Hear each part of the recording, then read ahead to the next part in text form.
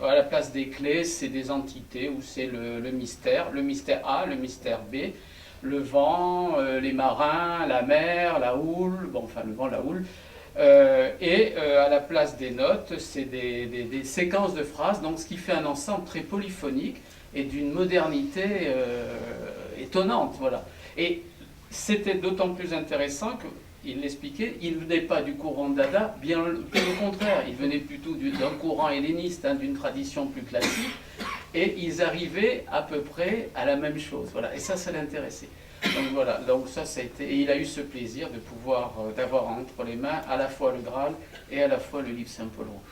Voilà, il y a, oui, donc Xavier Graal, il y a aussi Pierre-Albert Birot, qui a été un auteur dont il a publié de la poésie complète, je crois, de tome après tome. Oui. Voilà. Il a expliqué, en effet, que, alors je crois que c'était Robert Gallimard, a cédé les droits puisqu'il n'arrivait plus à diffuser le livre.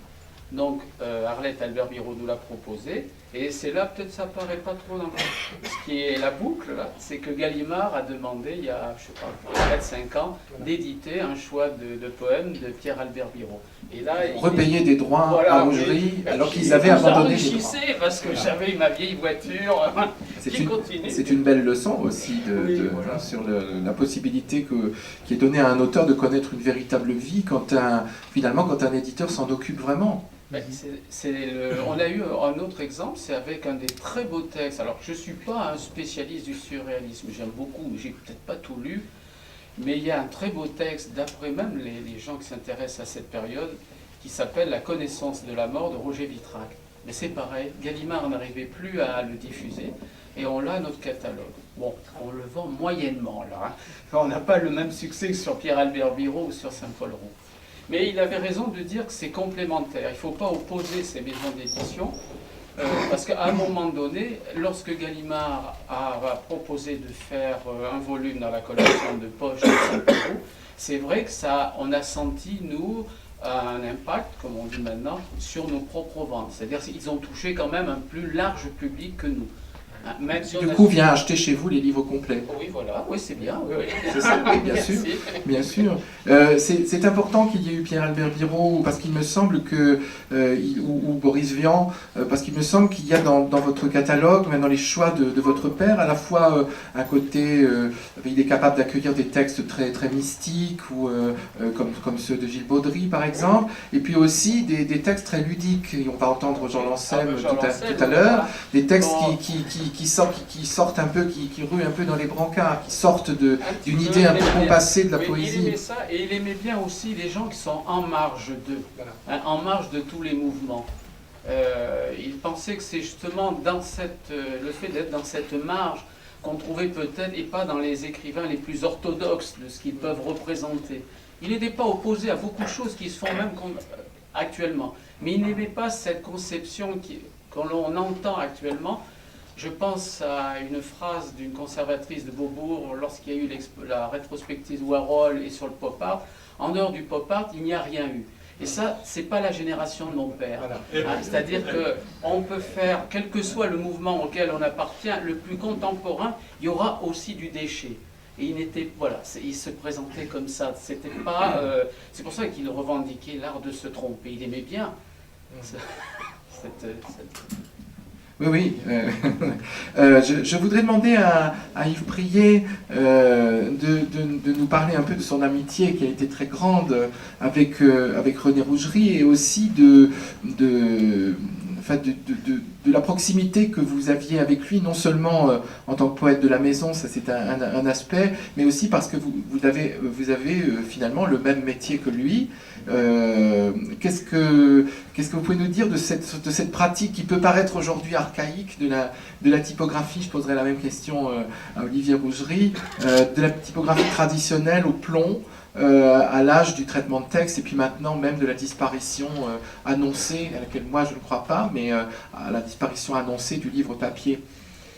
Moi, ce qui m'a frappé très vite et très tôt en connaissant le travail de René Rougerie, c'est la cohérence entre cette pratique artisanale, entre ses choix de texte, entre cette façon aussi d'aller les vendre. Et je crois que ce qui justifie pour moi ce qu'il a fait, ce qu'Olivier fait, ce que je fais aussi, c'est peut-être aussi un certain esprit de lenteur. C'est ça qui nous caractérise. Il me le disait toujours, et d'ailleurs quand j'ai rencontré René et que j'ai vu que quelques années après je lui ai parlé de mon projet, d'abord j'y allais très timidement en me disant mais comment va-t-il me recevoir, et j'ai eu un accueil très chaleureux de ça. Quand vous avez fondé Follavoine, vous aviez déjà publié chez lui. Ouais, c'est une décision que vous avez prise, vous pouvez nous rappeler l'année, parce que je ne le sais pas. 80. Oui, en 80. Donc, ça fait 30 ans maintenant. Je suis un jeune homme à côté des éditions Rougerie. On fête le non-anniversaire, parce que ça fait 31 ans.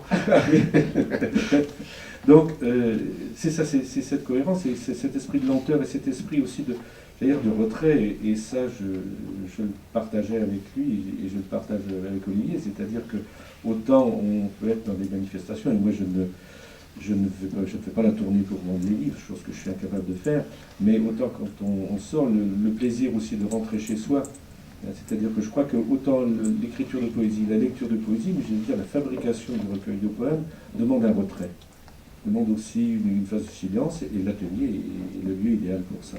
Alors je crois, bon, quel que soit, je dirais, c'est pas tant le plomb pour le plomb, parce que c'est aussi une technique qui existera, je pense, toujours, qu'une technique n'a supprimé une autre, mais il y aura d'autres moyens de production. Le livre... Elle est devenue rare, quand même, donc vous savez qu'on a protesté contre la disparition de la typographie traditionnelle à l'imprimerie nationale, par exemple, qui s'est il serait bon d'en parler. Voilà, qui s'est débarrassé de ses caractères. Je crois que c'est surtout aussi tout un savoir-faire, tout un regard sur le livre. Et travaillant avec des étudiants aujourd'hui, je leur dis souvent, c'est ce que je parce que vous enseignez aussi à l'école d'art de Lorient. Voilà.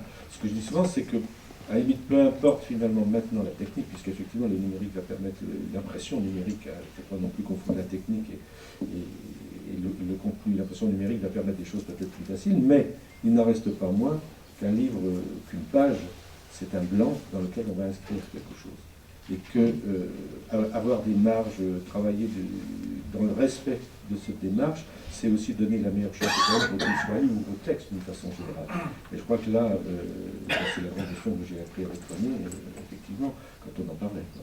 Et je dirais que bon, l'amitié aussi avec lui, c'était une amitié partagée parce que chaque tournée, on voyait René qui passait, il s'arrêtait à la maison. Et ce sont aussi des échanges qui disaient, Christian, on pouvait rire, on pouvait se raconter aussi des choses les plus sérieuses, des inquiétudes aussi des uns et des autres par rapport à la vie commune.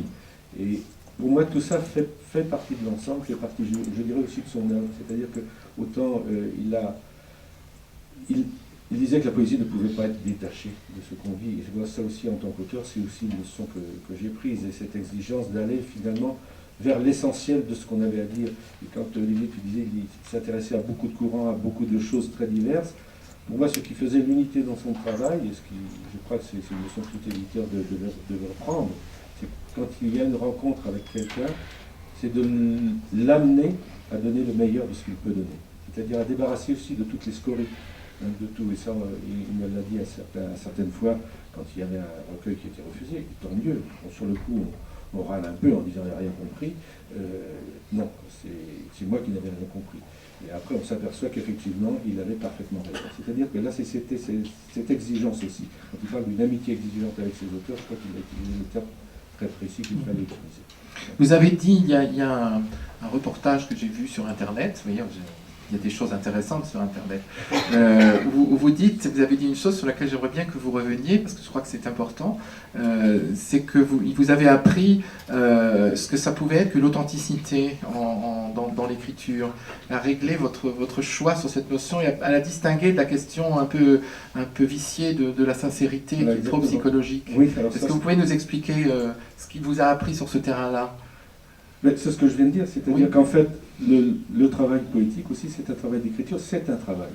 C'est-à-dire que la première écriture doit être prise, doit être retransformée. C'est une recherche aussi par rapport à soi-même. Et on peut écrire d'une façon complètement sincère. Et je crois que c'est peut-être ce qui distingue cette écriture, j'allais dire, pour soi, qui est tout à fait respectable et que beaucoup de gens pratiquent, et ce passage à l'édition. Ce passage, l'acte de dire « j'envoie mon texte à un éditeur ». C'est-à-dire que là, on n'est plus dans le même rapport à l'écriture. Et s'il n'y a pas cette notion du travail, cette notion de creuser le texte, de le déshabiller, d'aller essayer d'aller chercher le noyau,